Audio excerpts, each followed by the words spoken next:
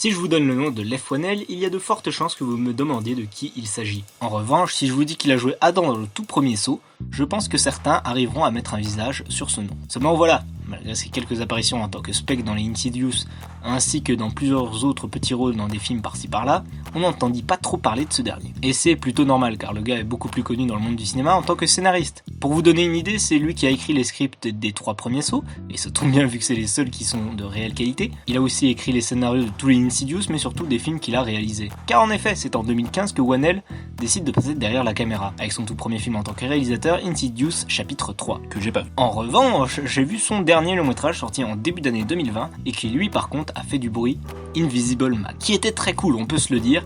Si vous ne l'avez pas vu, foncez, c'est un excellent film d'horreur. Seulement voilà, entre ces deux films, notre cher Whannell a tourné un autre film, qui lui passa quelque peu inaperçu, et qui pourtant, personnellement, m'a totalement retourné, et est le meilleur de sa filmographie je trouve. Une sorte de film de super-héros dopé aux acides qui envoie du très très lourd. Bref mesdames et messieurs, en route pour le monde des super-héros, rangez vos crocs car je vous parle pas encore de Blade, aujourd'hui je vous conseille de mater Upgrade.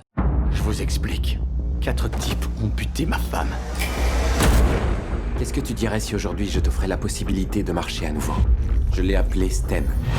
C'est un nouveau cerveau surdimensionné. Je suis STEM, le système qui actionne votre corps à votre place. Est-ce que d'autres personnes peuvent vous entendre? Seulement vous. Il va nous falloir un plan. Je gère. Je n'ai pas l'impression que ce plan soit bien réfléchi. J'ai besoin de permission pour agir en solo. Permission accordée! Merci.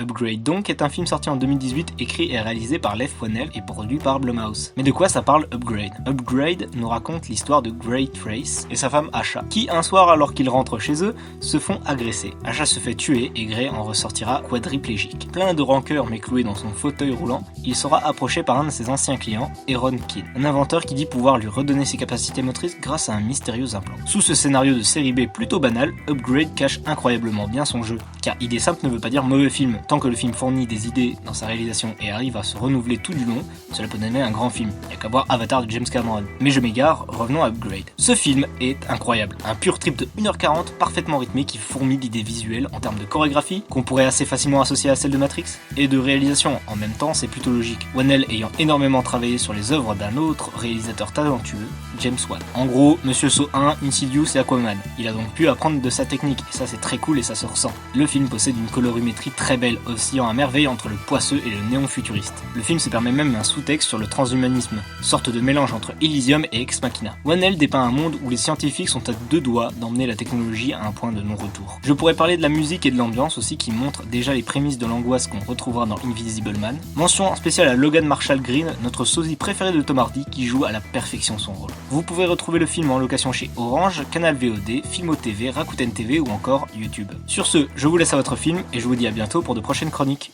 Ciao. J'ai vu, nous en avons un aussi. Vous avez de nouveau la main, Gray.